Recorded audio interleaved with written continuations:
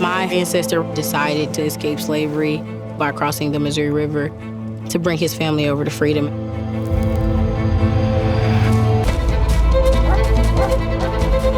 I can imagine adrenaline pumping.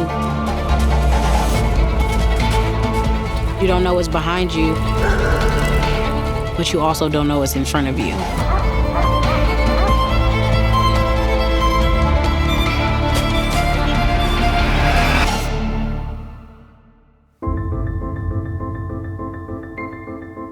As America marks 250 years of independence, this sponsored program, presented by Ancestry in partnership with CNN Originals, explores how Americans from all walks of life help shape this nation.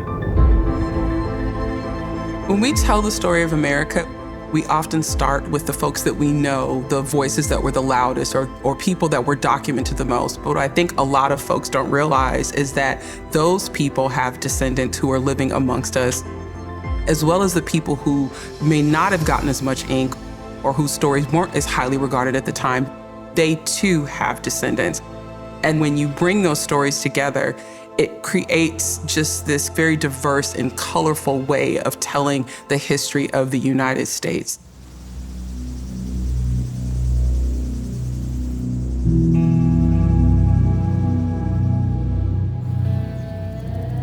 We know that we have many ancestors who were enslaved at the plantations. One is Anthony, our great-great-great-grandfather. We certainly don't have any photographs, we just have bits and pieces. So there is this feeling that they are intangible. They're almost like ghosts. We learned about our ancestor, Anthony, from our grandfather first, gave us a little bit of information about us descending from here. Enslaved people are often hard to track when you're trying to research your family history. And sometimes it can get a little tricky because if the records were destroyed, but we were able to discover information about Anthony Brown. We got these documents from Ancestry that are about Anthony. It's the ship manifest. Wow. For the purpose of being sold or disposed of as slaves to be held to service or labor. Oh wait, look, Anthony. Oh my God, we've never seen this before.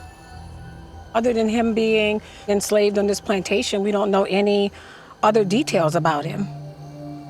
Enslaved people know that you don't want to be sold to a sugar plantation in Louisiana. That's a horrible fate, even in terms of slavery. You know it's real, but sometimes it just doesn't feel real. It doesn't feel possible. It doesn't feel possible. I was just thinking of him being in a slave pen in New Orleans and how many times we've gone there and celebrated. We might have been eating in the same building.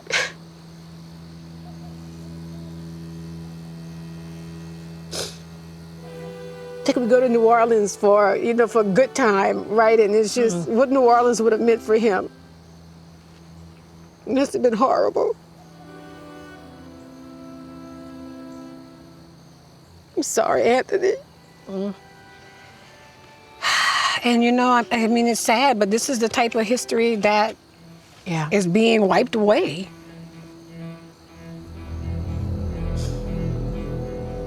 Anthony Brown's story is so similar to so many other people during this time period. There are hundreds of thousands of people who were enslaved who resisted the institution. Many people flee the new slave states. Folks escape to the north or to the new territories in the western part of the United States. My ancestor, Robert Monroe, was an escaped slave from a corn plantation in Platte County, Missouri. He had heard about a boom town, Quindaro, that had just developed across the river. Quindaro was a community made up of white and black and indigenous people. established west of the Missouri River in Kansas, and that was free territory, free land. By the mid-1850s, it has become a thriving abolitionist community, all united by a shared commitment to freedom. It quickly became one of the most important stops on the Underground Railroad.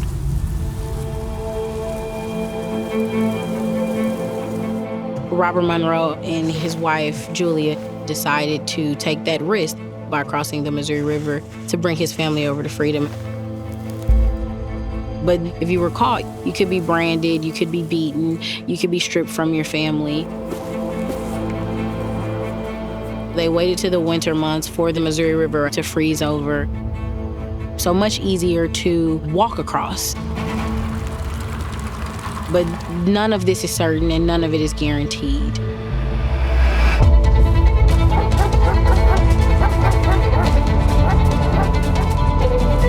I can imagine adrenaline pumping,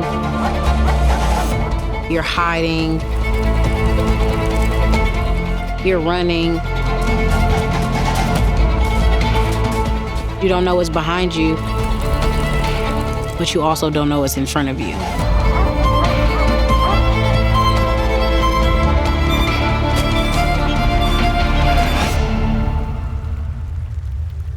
You're getting to the Missouri side of the river, and you're telling yourself, I can no longer go backwards. We only have one shot, and we have to move right now.